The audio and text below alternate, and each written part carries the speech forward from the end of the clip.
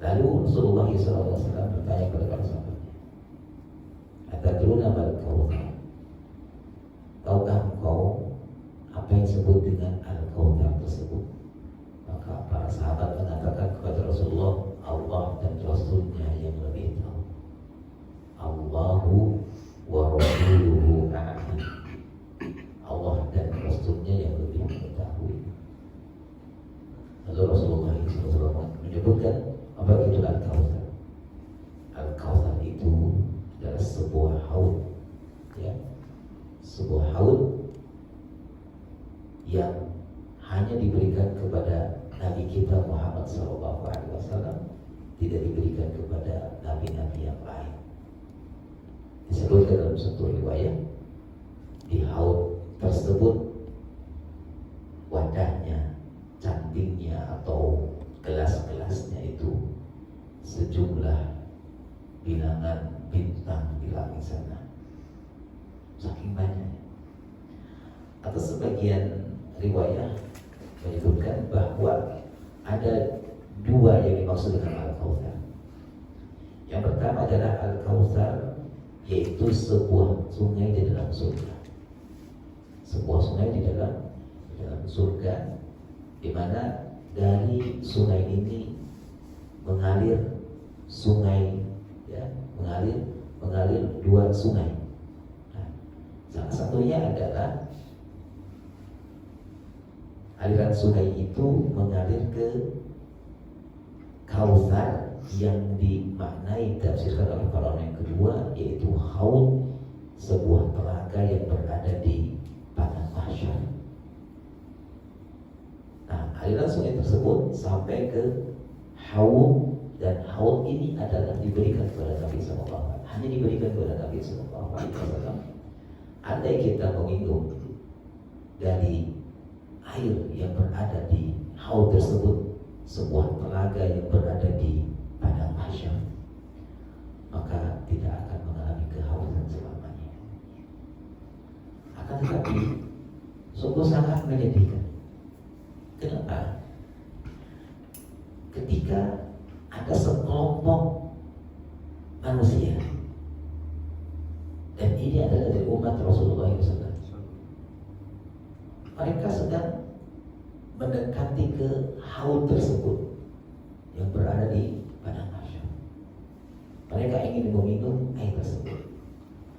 Akan tetapi kelompok manusia ini dihalau, dihalang, tidak diizinkan untuk meminum air dari telaga tersebut. Padahal cantik-cantiknya atau gelas-gelasnya, wadah-wadahnya itu banyak sekali, sampai dari jumlah bintang yang ada di langit sana, saking banyaknya.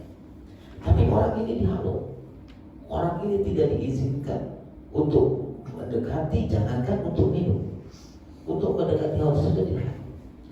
Maka Rasulullah SAW bertanya, bukankah mereka itu adalah umatku?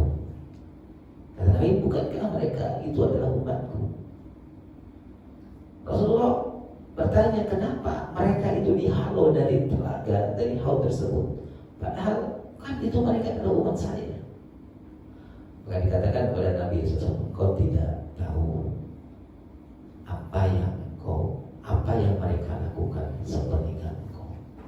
Engkau tidak tahu apa yang mereka lakukan sepeninggal engkau. Rupanya kelompok yang dihalau dari mendekati dari haud tersebut adalah umat Nabi SAW yang mengabaikan kepada sunnah-sunnah Nabi SAW. Dia lebih memilih sunnah yang lain yang tidak diajarkan, yang tidak dicantumkan oleh Nabi SAW. Itu sedikit asbab nuzul, sebab turunnya ayat ini. Jadi Rasulullah SAW menceritakan kepada kita bahwa beliau diberikan wahyu, telah turun kepada beliau sebuah ayat yang sangat pendek. Bahkan kata ulama, ini adalah ayat yang paling pendek dalam Al-Quran. Hanya ada tiga ayat. Mari kita coba memahami ayat ini. Allah berfirman, Inna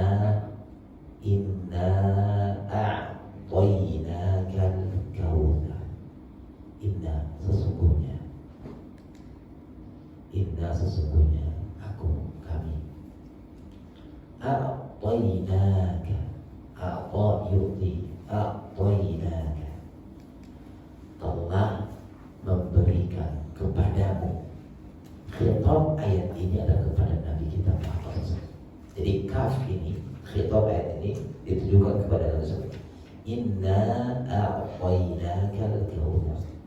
Sungguh aku telah memberikan kepadamu al-kautsar. Para ulama banyak menafsirkan kata al-kautsar. Ya, para ulama banyak menafsirkan kata al-kautsar ini. Di antara mereka ada yang mengatakan bahwa al-kautsar ini adalah banyak. Ya, banyak, kathir. Diambil dari wazan fawwa'ala. Kautsar. Fawwa'ala, kautsar. Fawwa'ala, kautsar. Artinya apa? Berlimpah banyak sekali. Ada juga para ulama yang menafsirkan bahwa al-kautsar itu tadi sungai yang berada dalam surga. Ulama lain menafsirkan bahwa al-kautsar itu adalah haud yang berada di dalam padang mahsyar. Dan itu semua sungai dan haud tersebut diberikan kepada Nabi Sallallahu Alaihi Wasallam. Sebenarnya makna ini bukan makna yang saling bertentangan. Kalau kita hubungkan dengan kalimat sebelumnya, inna a'tainakal kautsar, sungguh aku telah memberikan kepadamu wahai Muhammad nikmat yang begitu banyak. Di antara nikmat yang diberikan kepada Nabi SAW yang cukup banyak, jajaran yang besarnya adalah Rasulullah diberikan karunia, dan karunia ini tidak diberikan kepada Rasul atau Nabi sebelumnya. Apa itu? Kautsar, sungai di surga dan haud di padang mahsyar. Ini nikmat yang Allah berikan kepada Nabi kita Muhammad SAW. Ya, nikmat yang lain yang Allah berikan kepada Nabi kita Muhammad SAW. Beliau diangkat menjadi Nabi, beliau diangkat menjadi Rasul, diberikan kepada Rasulullah Al-Quran. Rasulullah dijadikan sebagai penutup para Nabi dan para Rasul. Tidak akan masuk surga manusia ini kecuali setelah Nabi Sallallahu Alaihi Wasallam kemudian diikuti oleh umatnya masuk terlebih dahulu dalam surga. Begitu banyak nikmat yang Allah berikan kepada Nabi kita Muhammad Sallallahu Alaihi Wasallam, sehingga Allah mengingatkan inna a'tainakal kautsar. Begitu juga dengan kita umat Rasulullah Sallallahu Alaihi Wasallam. Kita diberikan karunia nikmat oleh Allah Subhanahu, begitu banyak sekali. Yuk, siapa yang bisa menghitung nikmat Allah Subhanahu wa Ta'ala? Ada nama? Yang kemarin itu nikmat, jangankan menghitung, mengingat aja mungkin lupa kita. Coba Pak, nikmat apa yang kemarin Allah berikan kepada kita? Sebutkan. Lupa ya Pak ya. Terhadap nikmat itu kita sering lupa yang Allah berikan kepada kita itu. Banyak sekali nikmat yang Allah berikan kepada kita. Coba, nikmat bisa bernapas, menghirup oksigen, itu nikmat kan? Nikmat apa? Nikmat. Andai Pak Allah cabut nikmat tersebut dari kita, dipastikan kita binasa. Dalam satu contoh aja, Allah berikan kepada kita nikmat bisa bernapas, bisa menghirup oksigen di pagi hari ini. Itu adalah nikmat. Andai Allah Subhanahu wa Ta'ala cabut nikmat tersebut, pasti kita binasa. Fungsi untuk menghirup oksigen tersebut Allah berhentikan. Kita kira-kira binasa enggak? Kira-kira binasa? Binasa, kita meninggal dunia, gak bisa nafas. Ya. Masya Allah, kita diberikan nikmat oleh Allah Subhanahu wa Ta'ala berupa makanan dan minuman. Andai Allah Subhanahu wa Ta'ala stop tuh nikmat tersebut, ya, Kalau nikmat tersebut tidak berikan mereka nikmat makan dan minum, kira-kira bagaimana? Langsung nggak? Ada di antara kita yang pernah stroke. Waliyadzubillah. Coba orang yang stroke itu. Stroke itu kumpul di tengah manusia. Makanan begitu banyak sekali, berbagai macam, minuman begitu banyak berbagai macam. Semua orang mengatakan, Masya Allah, betapa enak makanan tersebut, betapa lezat makanan. Mereka semua bisa menikmati makanan itu. Bagaimana orang yang stroke ini bisa menikmati makanan? Makanannya ada, semua orang mengatakan itu enak. Allah cabut dari dirinya nikmat makan tersebut. Dia cicipi suruh makannya, sama rasanya, gak ada rasa. Di sisi lain orang memuji makan tersebut, menikmati makan tersebut, di sisi lain dia tidak. Ini lebih menyakitkan. Makanannya dan dia tidak bisa menikmati. Allah cabut. Itu baru dikurangi nikmat itu. Kita merasa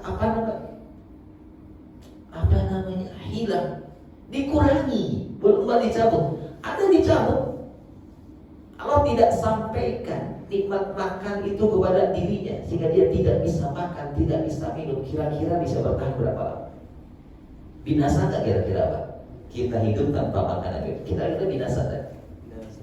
Binasa. Bisa bertahan berapa lama tanpa makanan minum kita? Sehari bisa, 2 hari bisa, 3 hari bisa, 4 hari bisa, 5, 6, 7. Bahkan dulu orang-orang dulu itu mereka bisa bertahan 40 hari tidak makan dan minum. Mati geni dulu juga musiknya ya. Baik, dapat merasakan enggak dulu? Oke, kok ngerasain dulu? Enggak, belum. Jangan, enggak boleh haram. Dulu orang-orang dulu itu pergi ke hutan, pergi ke gua, bertapa 40 hari, 40 malam mereka bertahan tidak makan dan minum. Bisa nama nggak lebih dari 40 hari, mati meninggal. Kenapa? Karena tubuh kita, ya badan kita membutuhkan makanan dan minuman. Tanpa makanan dan minuman akan lemas. Ujung-ujungnya kenapa? Meninggal, mati. Jadi kalau Allah Subhanahu wa Ta'ala cabut dari kita satu nikmat saja, kita bisa merana dalam hidup ini, atau kita bisa hancur binasa. Contoh, Allah cabut dari nikmatnya matahari. Jadi Allah Subhanahu wa Ta'ala berhentikan dulu lah matahari itu nggak beredar. Kira-kira hancur nggak dia ini? Hancur. Udahlah Allah cabut nikmat satu nikmat aja, air. Allah tahan tuh air, tidak berikan kepada kita. Semuanya terjadi pengeringan. Secara kolektif, secara bersamaan dunia Allah ambil air ini. Pak, badan kita itu 95% itu isinya air. Bagaimana kalau Allah Subhanahu wa Ta'ala cabut nikmat dari kita, air? Air itu jangan kita lihat minum saja. Badan kita, para ahli mengatakan 95% badan kita itu isinya air. Kalau air ini dibuat oleh Allah Subhanahu wa Ta'ala kering, kira-kira dia hancur nggak? Jangankan Allah hilangkan air di dalam itu. Orang yang dehidrasi itu tidak minum itu, Masya Allah, pengaruhnya itu kepada badan itu sangat luar biasa sekali. Orang yang kurang minum itu badannya tidak sehat. Orang kurang minum badannya tidak sehat. Kalau cabut nikmat air aja dari dunia ini satu, hancur binasa. Belum Allah Subhanahu berikan kepada kita nikmat teknologi. Pernah nggak Bapak bawa handphone, pulsanya ada, kuotanya ada, tetapi koneksinya itu nggak ada? Kira-kira bagaimana? Hah? Kira-kira bagaimana? Stres nggak Pak? Pernah nggak mengalami seperti itu? Pernah, saya pernah. Di satu tempat saya harus mengerjakan sesuatu, dan ini saya harus kirim ini hasilnya itu. Ternyata apa? Koneksi internetnya itu tidak ada. Masya Allah, stres. Itu banyak orang yang ketika dicabut nikmat ini keliling-keliling dia naik ke atas. Bahkan ada yang sampai naik ke barat. Jadi apa? Cari nikmat Allah Subhanahu wa Ta'ala. Berupa apa? Koneksi yang bagus, jaringan yang bagus. Inna a'tainakal kautsar. Tidak hanya kepada Nabi, kepada kita pun diberikan nikmat yang banyak. Nikmat itu ada 3 jenis. Nikmat yang kecil, nikmat pertengahan, nikmat yang besar-besar. Baik, nikmat istri, nikmat gak punya istri. Benar, nikmat. Kalau udah nungguin nikmat tambah dong. Baca juga benar Ustaz, kata ibu yang di belakang itu. Nikmat punya istri itu. Nikmat. Begitu juga seorang wanita punya suami itu nikmat. Siapa yang pernah ditinggal istri 1 bulan? Ya, 1 bulan seminggu ada yang pernah ditinggal pulang kampung. Ada yang berkurang kan? Ada yang buruk kan? Istri atau suami itu kebutuhan. Wallahi kebutuhan. Kalau saya melihat itu kebutuhan. Nggak tahu kalau Bapak kebutuhan atau bukan itu. Kebutuhan. Ya. Dan Allah jadikan kehidupan rumah tangga itu setengahnya itu bagian dari agama. Jadi kalau seseorang sudah menikah itu berarti setengah agama tuh dia sudah lakukan. Masya Allah. Itu menunjukkan apa? Bahwa pernikahan itu nikmat yang sangat besar kita butuhkan istri. Tanpa pernikahan, tanpa istri, sengsara kita itu. Kenapa? Karena kita membutuhkan apa? Ada nafsu syahwat. Salah satunya syahwat kepada wanita. Begitu juga wanita syahwat kepada laki-laki. Andai Allah Subhanahu wa Ta'ala tidak berikan nih kenikmatan ini, keinginannya ada, keinginannya ada untuk melakukan itu. Tapi Allah Subhanahu wa Ta'ala cabut nikmat itu, dia tidak memberi kemampuan untuk melakukannya. Bagaimana, Pak? Bagaimana? Keinginannya Masya Allah sampai meledak. Tapi Allah cabut tuh kenikmatan untuk melakukan itu. Hanya keinginannya saja, saya meledak, tapi tidak ada kemampuan. Kira-kira bagaimana? Stres. Dia bisa bunuh diri. Saya mengatakan ini ingin menyadarkan bahwa kita itu dikelilingi banyak nikmat oleh Allah Subhanahu wa Ta'ala. Tapi kita itu seringnya melupakan nikmat Allah Subhanahu wa Ta'ala. Tidak menyadari bahwa kita dikelilingi. Saat Allah Subhanahu berikan satu saja musibah, satu penderitaan kepada kita, ini klimaknya bagi seorang hamba menafikan nikmat Allah yang lain. Seakan-akan dia mengatakan apa? Manusia tersengsara di dunia. Banyak saya membaca keluh kesah para akhwat di statusnya. Keluhannya apa? Seakan-akan telah dicabut seluruh nikmat dari dirinya ketika Allah berikan satu musibah saja. Kita bagaimana teman-teman? Terkadang begitu ya. Terkadang begitu. Ada satu kesulitan aja seakan-akan Allah telah membuat dirinya sengsara dari semua sisi. Itu kita kebanyakan kufur kepada Allah Subhanahu wa Ta'ala. Padahal kita hidup itu diliputi dengan nikmat Allah Subhanahu wa Ta'ala. Kalau hilang nikmat tersebut, kita binasa, kita hancur. Nah, di ayat yang pertama kita bisa memahami bahwa Allah telah memberikan kepada kita nikmat yang begitu banyak. Sebagaimana Allah telah memberikan nikmat kepada Rasulullah, nikmat yang begitu banyak. Nikmat yang kecil, nikmat yang pertengahan, nikmat yang besar-besar. Terkait dengan nikmat tersebut, Bapak yang saya muliakan, kewajiban kita adalah apa? Mensyukuri nikmat itu. Sehingga di ayat keduanya bagaimana? Di ayat yang keduanya bagaimana? Allah berfirman, "As-sabri bi rabbika wanhar." Masya Allah. Ta'ala telah menyatakan kepada Nabi, aku telah berikan kepada engkau wahai Muhammad nikmat yang begitu banyak. Kepada saya Allah mengatakan barangkali kita memahami dari, Safruddin, aku telah berikan kepada engkau nikmat yang begitu banyak.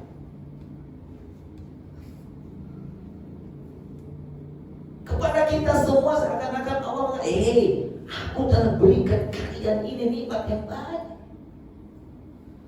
Di sini Allah Subhanahu wa Ta'ala ingin apa? Ingin menancapkan, ingin memahamkan, ingin menyadarkan kepada kita bahwa tidak ada satu pun yang mampu memberikan nikmat kepada kita kecuali Allah Subhanahu wa Ta'ala. Ada nggak yang bisa memberikan nikmat, Pak? Ada nggak, Pak? Yang bisa memberikan nikmat kepada kita ada nggak kira-kira? Istri kita bisa memberikan nikmat kepada kita nggak? Istri kita masak makanan, menurutnya ini makanan super akan membuat kelezatan kepada suaminya.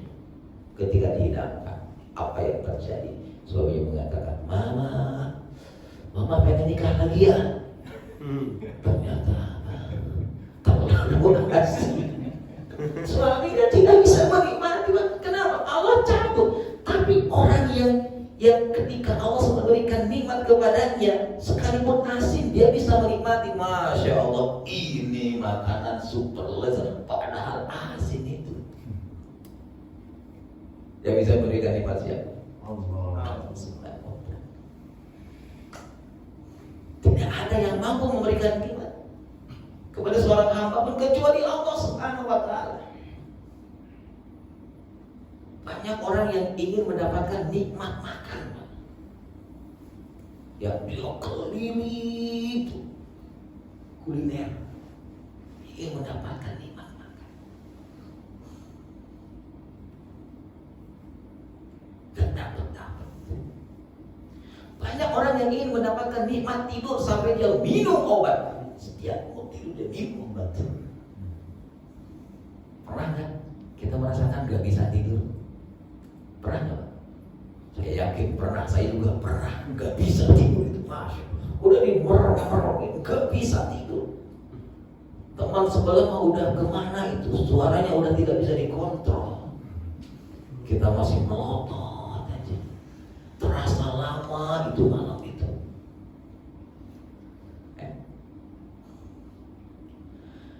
Jadi harusnya makin yakin bahwa Rob kita Allah Subhanahu wa Ta'ala adalah yang hanya Allah yang mampu memberikan nikmat. Itu menunjukkan apa? Keagungan Allah Subhanahu wa Ta'ala. Itu menunjukkan bahwa Allah Subhanahu wa Ta'ala adalah Rob yang memiliki rububiyah, mampu memberikan nikmat kepada kita, mampu menyediakan segala fasilitas yang bisa menghantarkan kenikmatan kepada kita. Itu Rob kita. Rob yang lain bisa enggak? Gak ada. Karena seluruh ini, isi dunia ini Allah jadikan untuk dimanfaatkan manusia, agar manusia apa? Mendapatkan nikmat itu, agar manusia menikmati itu. Setelah Allah menunjukkan kebesarannya, keagungannya, dan Allah menyebutkan telah banyak berikan nikmat kepada manusia ini, pada kita. Lalu Allah mengingatkan, kewajiban Anda, kewajiban kalian terhadap nikmat itu bagaimana? Kata Allah, fasolli li rabbika wanhar. Syukuri nikmat itu dengan cara apa? Hanya beribadah kepada Allah Subhanahu wa Ta'ala. Di antara bentuk ibadah yang Allah perintahkan dalam surah ini, Allah katakan fasolli, salat. Fasolli li rabbika, salat untuk Rabbmu, wanhar. Yang kedua, Allah gandengkan amalan yang kedua sebagai bentuk ibadah kepada Allah Subhanahu wa Ta'ala yang harus ditujukan kepada Allah Subhanahu wa Ta'ala. Allah gandengkan dengan salat apa? Berkurban. Masya Allah, salat amalan yang sangat luar biasa, amalan yang sangat agung sekali. Ya, banyak WA yang masuk juga. Sholat itu amalan yang sangat agung. Dari mana kita mengetahuinya? Yuk, satu, kita ingin mengetahui bahwa sholat adalah amalan yang sangat agung. Di sini dalam ayat yang ini, Allah Subhanahu wa Ta'ala mengingatkan kita sebagai ibadah yang pantas dijadikan dan dilakukan oleh kita sebagai bentuk syukur kita kepada Allah Subhanahu. Allah sebutkan apa? Fasolli, sholat. Ini menunjukkan bahwa sholat itu adalah amalan yang sangat besar. Ya. Sehingga kaum muslimin jangan coba-coba menyepelekan sholat. Hanya ada satu manusia yang suka menyepelekan sholat. Hanya ada satu jenis manusia yang suka menyepelekan sholat. Tahu kan? Siapa manusia yang maksud itu? Benar kan? Yang tahu manusia yang menyepelekan. Dan ini satu-satunya manusia yang suka menyepelekan sholat. Tidak ada yang lainnya. Muslim menyepelekan sholat enggak? Enggak. Mukmin, apalagi mau menyepelekan sholat enggak? Siapa yang suka menyepelekan sholat? Hanya satu, Pak. Allah Subhanahu wa Ta'ala berfirman, "Afala ja'alul muslimina kal mujrimin." Paham ya ini? Kita berangkat dari sini. Afala ja'alul muslimina kal mujrimin. Kata Allah Subhanahu wa Ta'ala, apakah kami di sini bukan berarti banyak ya. Kata nahnu di dalam Al-Quran itu atau nahnu dalam bahasa Arab itu ada dua pengertian. Yang pertama adalah nahnu yang menunjukkan jamak. Kita ini, kami, saya, bapak, nahnu menunjukkan banyak. Yang kedua, nahnu juga makna yang kedua adalah menunjukkan orang yang berbicara, orang yang mutakalim itu ingin membesarkan, ingin mengagungkan dirinya sendiri. Apabila ja'alu di sini Allah berfirman, apakah kami menjadikan? Nah, kami di sini bukan berarti Allah itu banyak. Karena ada orang yang memahami nahnu berarti Allah banyak tuh. Kalau Allah banyak, maka akan terjadi seperti dewa-dewa yang mereka sembah. Ada dewa matahari, ada dewa tanaman, ada dewa air, ada dewa api, ada banyak dewa. Nahnu karena kita memahami akidah tauhid wal jamaah. Nahnu di sini Allah ingin mengagungkan dirinya. Apana ja'alul muslimina kal mujrimin, kata Allah Subhanahu wa Ta'ala, apakah kami menjadikan seorang muslim itu seperti mujrim? Mujrim yang dimaksudkan di sini adalah orang yang senantiasa melakukan perbuatan dosa. Siapa mereka itu? Orang kafir. Orang kafir. Mujrim orang yang selalu melakukan perbuatan dosa. Orang kafir. Kata Allah, apakah kami jadikan muslim itu sama dengan orang kafir? Muslim dengan kafir sama enggak? Kalau kita disamakan kira-kira bagaimana? Marah nih, kafir ente. Marah enggak? Loh, kira-kira gimana? Pedang dicabut sama kita. Marah ente. Aneh emosi. Tapi aneh ketika dikatakan kepada ente kafir ya, orang kafir ya, dia marah. Tetapi dia beramal dengan amal yang menunjukkan orang kafir. Contohnya apa? Dia tinggalkan sholat. Orang yang meninggalkan sholat itu orang apa? Orang mujrim. Orang yang meninggalkan sholat itu. Ya. Orang-orang mujrim ketika disuruh untuk sholat sebagai apa? Sebagai alat untuk mensyukuri nikmat-nikmat Allah Subhanahu wa Ta'ala begitu banyak dengan sholat. Orang mujrim ketika dia disuruh sholat, dia enggan sholat. Maka akibatnya apa? Orang yang enggan sholat ketika di dunia ini, ketika ketemu dengan Allah Subhanahu wa Ta'ala,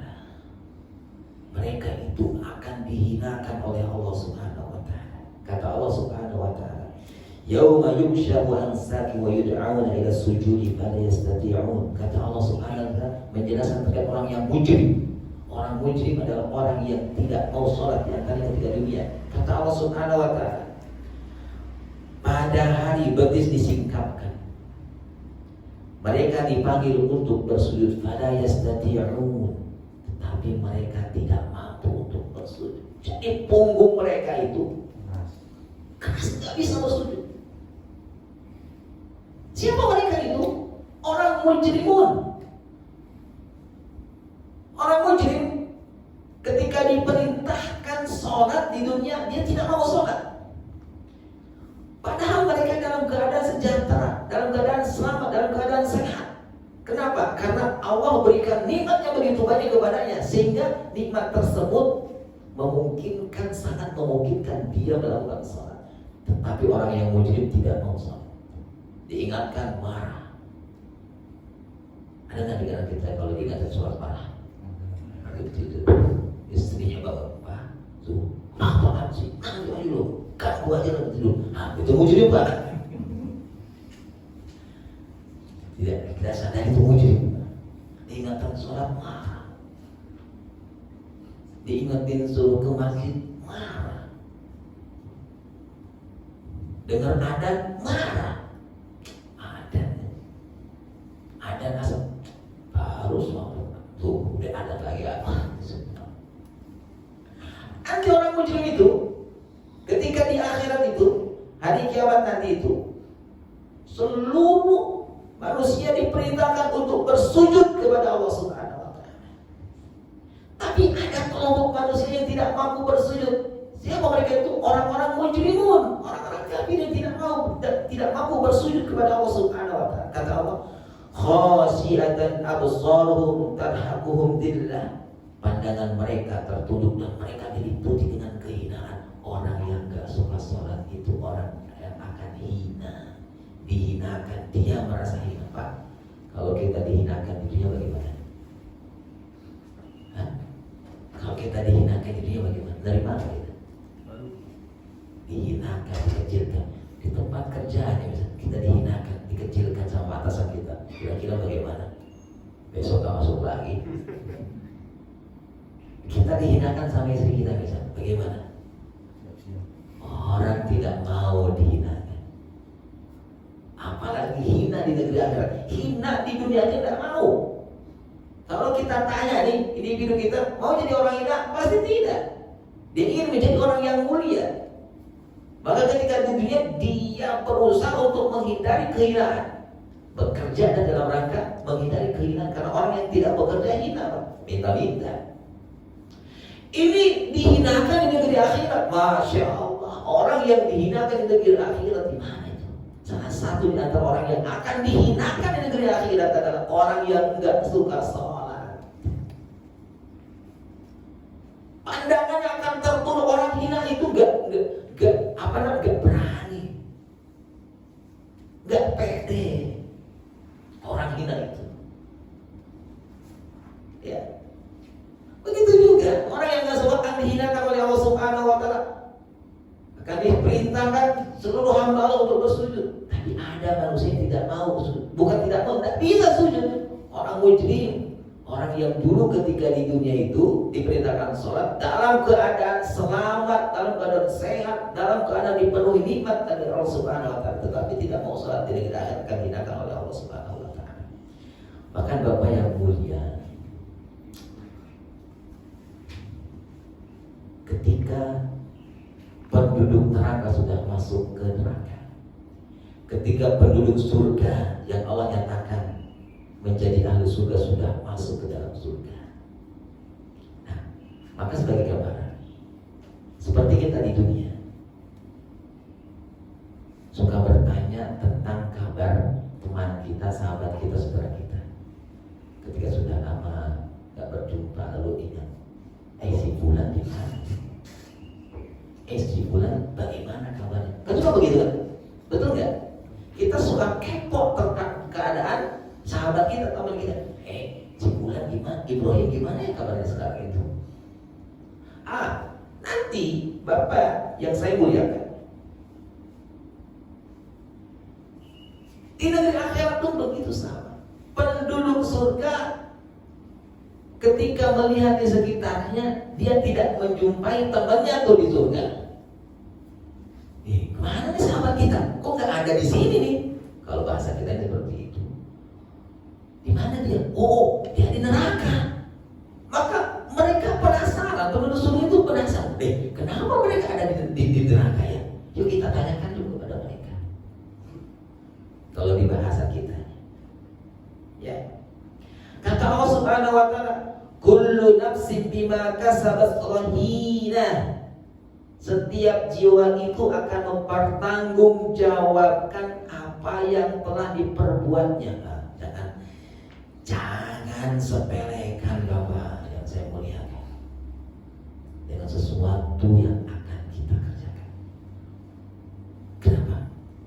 Sekecil apapun yang sudah kita kerjakan itu, kita harus mempertanggungjawabkan di hadapan Allah Subhanahu wa taala. Meludah di tengah jalan, sebagian orang menganggap sepele. Mengapa sepele? Itu akan dipertanggungjawabkan nanti di hadapan Allah Subhanahu wa taala. Ada lubang semut dipipisin.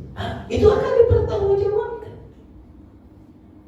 Mata yang kita gunakan, buka handphone kita buka. Ada sesuatu yang tidak boleh kita lihat di handphone kita, tapi mata kita makin melotot, makin digedein. Itu akan diminta pertanggungjawab.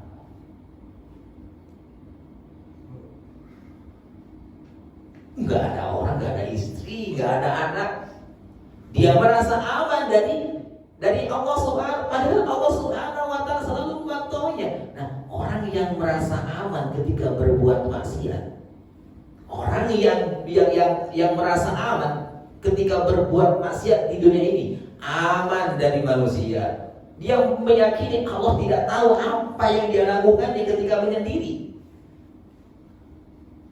Terutama nih anak remaja nih, ya. Ketika berada di kamar, ada apa-apa, nggak ada apa-apa, so enaknya buka HP. Sesuatu yang tidak boleh dilihatnya. Begitu juga bapak-bapak nggak kalah sama anak-anak bapak-bapak. Sekarang bapak-bapak lebih bebas. Kenapa? Merasa jadi ayah bapak, bebas ya ngomong HP. Istrinya ngingetin, dia nafsi aja mah. Ketika seseorang merasa aman dari Allah saat dia bermaksiat, maka apa yang dikatakan? Nabi SAW membawakan satu hadis qudsi.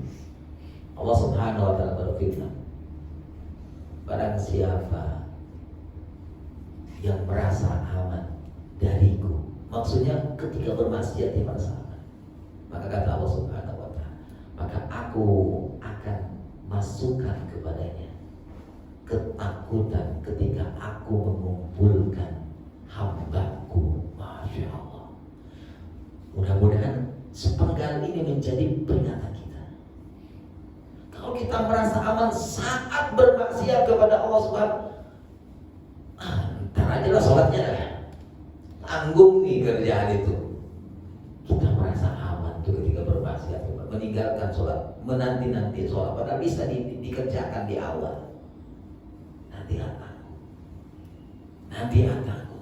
Ketika kita bermaksiat merasa aman dari Allah Subhanahu wa taala, maka kelak ketika Allah mengumpulkan seluruh manusia ini pada mahsyar, maka Allah akan berikan kepadanya ketakutan yang sangat luar biasa sekali. Ketakutan yang sangat luar biasa sekali. Ya. Jadi jangan anggap sepele satu perbuatan dosa, sekecil apapun dosa itu. Jangan anggap sepele, jangan anggap kecil sebuah kemaksiatan, sekecil apapun kemaksiatan itu. Kenapa? Karena kata Allah Subhanahu wa taala, kullu nafsin bima kasabat rahina. Setiap orang itu akan mempertanggungjawabkan apa yang telah ia lakukannya, sekecil apapun. Sekecil apa? ngasih belanja kepada istri, istri yang ingatin, diabaikan saja. Itu akan bertanggung jawab. Istrinya keluar tanpa tutup aurat dengan sempurna, tidak diingatkan, itu akan ditanyakan oleh Allah Subhanahu wa Ta'ala. Temannya lalai dari menjalankan perintah Allah, didiamin aja dengan rasa kagak enak lah. Nanti Allah akan diminta pertanggungjawaban kita ya kan. Illa ashabal yamin, kecuali golongan kanan. Kecuali golongan kanan. Maka golongan kanan ini adalah golongan yang tidak diminta pertanggungjawaban. Kenapa? Karena golongan kanan ini bersih dari amalan-amalan yang menyimpang, bersih dari perbuatan dosa, bersih dari kemaksiatan. Itu ahlul yamin. Kata Allah Subhanahu, kullu nafsin bima kasabat rahina. Tiap-tiap diri bertanggung jawab atas apa yang telah diperbuatnya, kecuali golongan yamin, kecuali golongan kanan. Siapa golongan kanan itu? Fi jannatin, yaitu golongan yang masuk surga. Golongan yamin ini ketika di dalam surga, yatasaaluna, mereka saling bertanya sesama mereka, adil mujrimin, tentang orang yang mujrim, tentang orang yang sukanya ketika dunia melakukan perbuatan dosa kemaksiatan. Siapa yang suka dalam suatu perbuatan dosa kemaksiatan? Siapa? Orang kafir. Jadi penduduk surga itu saling bertanya tentang orang kafir, orang yang mujrim. Nah, saking penasarannya, maka penduduk surga ini bertanya kepada penduduk neraka. Di antara penduduk neraka yang ditanya oleh orang-orang ahlul yamin ini adalah penduduk neraka Sakor. Dia tengok ke bawah tuh. Dia tengok ke bawah. Kan kalau neraka itu ke bawah tingkatannya. Makin ke bawah makin hina menunjukkannya. Tengok, wih, itu ada neraka Sakor. Kalau bahasa kitanya. Maka penduduk surga ahli yang ini bertanya, masalakakum fis saqar? Apa nih yang menyebabkan kalian berada di situ tuh, berada di neraka Sakor? Kenapa sih? Kok bisa kalian terjerumus ke neraka Sakor? Maka kata ahlus Sakor, mereka mengatakan, qalu lam naku minal musallin. Waliyadzubillah. Penduduk Sakor mengatakan kepada ahlul yamin, yang menyebabkan dia masuk ke dalam neraka Sakor apa?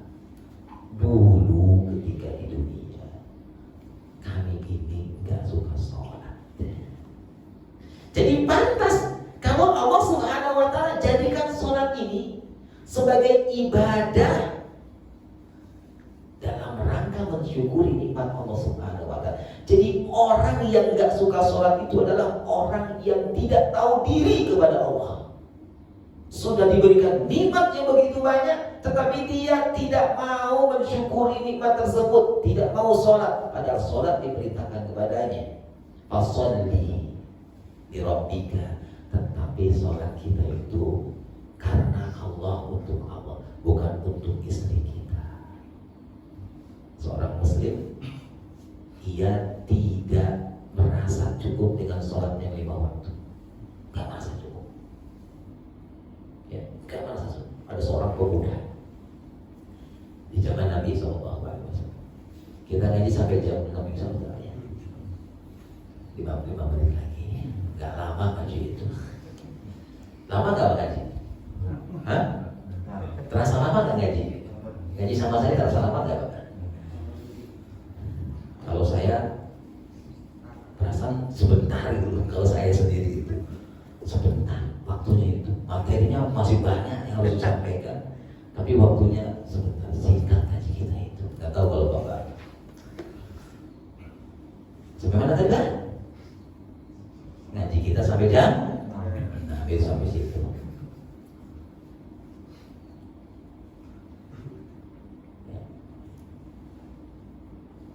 Rasulullah diitari, dikelilingi oleh para pemuda. Para pemuda yang datang kepada Nabi, mereka menyampaikan permintaan khusus mereka kepada Rasulullah. Ada yang mau minta harta, ada yang mau minta kedudukan, ada yang mau minta akhwat dan sebagainya. Tapi ada seorang pemuda yang tidak mau ikut meminta kepada Nabi SAW dalam bentuk permintaan dunia. Dia hanya diam diri, memperhatikan teman-temannya yang mengelilingi Nabi, meminta dari Nabi sesuatu berupa keduniaan. Jadi dia. Maka setelah mereka pergi dari Nabi SAW dan mendapatkan apa yang dimintanya, lalu Rasulullah bertanya kepada pemuda ini dan menyuruhnya, meminta kepada saya. Meminta kepada saya. Apa kata pemuda ini? Ya Rasulullah, hanya ada satu permintaan saya. Dia tidak memintanya unta merah enggak, tidak memintanya akhwat yang cantik enggak, tidak diminta dijadikan gubernur enggak. Ketika disuruh meminta, pemuda ini mengatakan, permintaan saya hanya satu, ya Rasulullah, jadikan aku sebagai temanmu dalam surga. Masya Allah. Kecil besar Pak? Kecil apa besar permintaan ini? Besar. Kita mau melihat ini permintaan besar. Ini orang besar Pak. Dilihat ketika meminta kepada Allah itu permintaannya yang besar. Itu orang besar. Enggak pernah meminta yang receh-receh kepada Allah Subhanahu wa Ta'ala. Ya, yang receh juga kita wajib mintanya kepada Allah Subhanahu wa Ta'ala. Tapi orang besar ketika meminta itu sesuatu yang besar. Apa ini? Ya Rasulullah. Ketika Rasul mengatakan, minta kepada saya, maka pemuda mengatakan, ya Rasul, aku mau minta kepada kau, jadikan aku ini sebagai sahabatmu di dalam surga. Kata Nabi SAW, ada nggak permintaan kau yang lain? Permintaan saya hanya itu, ya Rasulullah. Apa kata Nabi? Kalau begitu, bantu aku agar keinginanmu itu terpenuhi oleh Allah Subhanahu wa Ta'ala. Bikatsratis sujud, dengan memperbanyak sujud. Maksud sujud di sini adalah as-salatu, dengan memperbanyak salat. Masya Allah. Kita sudah diberikan kisi-kisi oleh Rasulullah SAW. Kita sudah diberikan kisi-kisi oleh Al-Quran. Di antara bentuk syukur kita atas nikmat Allah Subhanahu wa Ta'ala, di antaranya adalah kita beribadah karena Allah dalam bentuk sholat. Sholat bagi seorang muslim tidak cukup hanya sholat yang lima waktu. Seorang muslim ingin selalu sholat, ingin selalu sholat. Itu seorang muslim, keinginannya sholat. Kenapa? Memperbanyak sholat itu sebuah usaha di dalam rangka menaikkan derajat surga kita. Kita ingin satu surga dengan Rasulullah. Sebagai pemuda ini satu surga dengan Rasulullah. Kalau kita satu surga dengan Rasulullah berarti apa? Tingkatan surga kita itu surga yang paling tinggi, dekat dengan Allah Subhanahu wa Ta'ala. Pemuda yang mengatakan, ya Rasulullah, aku ingin menjadi temanmu, sahabatmu di dalam surga. Jadikan aku sebagai temanmu dalam surga. Apa kata Nabi? Bantu agar keinginanmu terwujud. Bikatsratis sujud, dengan memperbanyak sholat. Seorang muslim tidak puas hanya melaksanakan sholat yang dia tambah dari sholat yang lima waktu di sholat sunnah rawatib. Sebelum zuhur 4 rakaat, setelah zuhur 2 rakaat, setelah maghrib 2 rakaat, setelah isya 2 rakaat, sebelum subuh 2 rakaat. Berapa Pak? Berapa? 12. Orang yang membiasakan merutinkan melaksanakan 12 rakaat yang tadi saya sebutkan, maka Allah akan membangunkan dia sebuah istana, sebuah rumah. Di mana rumahnya? Di surga. Pak beli rumah di edisi berapa Pak? MM-an, nggak tetean. Masih MM-an di sini, belum tetean. Kalau tetean teteangnya kita teteangkan, teteang tuh tangga. Banyak Pak orang yang pengen beli rumah di sini, tapi nggak kelaksanain itu rumah. Kenapa? Nggak punya cuannya, nggak punya uangnya, nggak terijabah.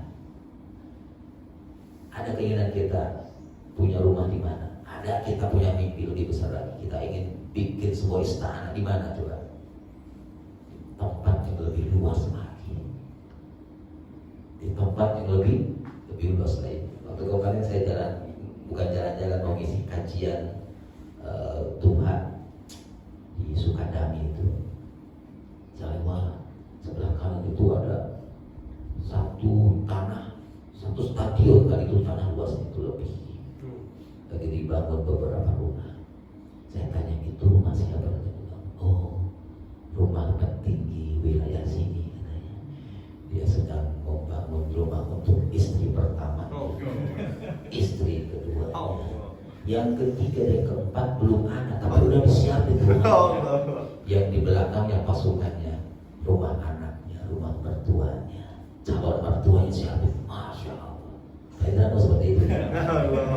Ini kita harus keinginan yang besar memberikan kesejahteraan kepada umat ini. Ingin rumah mereka kan senang kan? Kita ingin rumah kita bagus karena untuk mewujudkan kita sekarang pun kita searching nih di Google ini model rumah, masa rumah itu bagus. Ada keinginan itu sunnah. Memiliki rumah yang luas yang menyenangkan itu sunnah. Termasuk salah satu dari 5 faktor kebahagiaan kita. Rumah yang luas, ya, nggak seperti di kita ini rumah sempit. Luas. Nah, kalau suatu hari ini datang kepada kita seseorang, saya punya rumah itu di kawasan sana, kawasan elit se-Indonesia. Di mana kawasan saya di Indonesia? Tahu Bapak, kawasan yang terelit di Indonesia? Di Indonesia ada, saya baca tuh ada satu rumah paling mahal di Indonesia, se-Indonesia paling mahal. Oh, kalau andai kita andai aja, rumah itu saya kasih ke Bapak, kira-kira berpikir nggak untuk menolak? Enggak. Langsung mengatakan alhamdulillah. Bukan alhamdulillah lagi. Alhamdulillah. Saya terima. Enggak mikir dulu kan? Jadi kalau Allah Subhanahu wa taala nih berikan kepada kita istana rumah dalam surga, kira-kira nolak enggak? Apa buktinya? Buktinya apa? Enggak nolak itu buktinya apa? Allah berikan syarat. Syaratnya sederhana, jaga 12 rakaat sholat sunnah rawatib itu. Pasti Allah bangunkan istana dalam surga. Sudah dirawatnya 12 rakaat ini. Kalau nggak dirawat berarti nggak mau nih kau nih. Rumah nggak mau, ya udah kasih ke yang lain. Itu buktinya. Masya Allah. Kalau kita bicara sholat, maka ada pemahaman kita, sholat adalah ibadah yang sangat besar yang Allah syariatkan kepada kita. Itu yang pertama. Yang kedua, ketika Allah telah menyebutkan nikmat-nikmat yang begitu banyak dan di dalamnya ada nikmat yang sangat-sangat besar, maka salah satu cara mensyukuri nikmat tersebut adalah dengan kita menegakkan sholat. Kalau kita ingin mendapatkan kenikmatan yang lebih besar lagi, maka jadikan sholat untuk meraih nikmat itu. Kalau kita ingin naik jabatan, banyakin sholat. Diisyaratkan oleh Rasulullah. Sahabat ini ingin satu surga dengan Rasulullah, kan naik jabatan kan? Apa wasilahnya? Wasilahnya Rasulullah menjadikan wasilah sholat untuk menaikkan jabatan. Bukan berarti sholatnya bukan karena Allah, karena jabatan. Enggak. Kalau kita ingin naik jabatan, kerjanya yang benar, minta kepada Allah Subhanahu wa taala. Sholat itu menjadi wasilah mendapatkan surga dari Allah Subhanahu wa taala. Yang ketiganya, sholat itu pembeda antara orang musyrik dengan orang muslim. Bisa membedakan nggak orang kafir dengan orang muslim? Bisa nggak? Sulit kita mau bedakan. Tapi akan nyata bedanya antara muslim dengan mujrim itu ketika Allahu Akbar, Allahu Akbar. Kalau orang muslim langsung dia bergegas berwudu, lalu berangkat ke masjid sholat. Kalau orang mujrim bagaimana? Allahu Akbar, Allahu Akbar. Kira-kira bagaimana? Diam saja. Itu sholat menjadi pembeda antara mujrim dengan orang muslim. Barakallahu fikum. Subhanallahi wa bihamdihi, asyhadu an la ilaha illa anta, astaghfiruka wa atubu ilaik. Wassalamu alaikum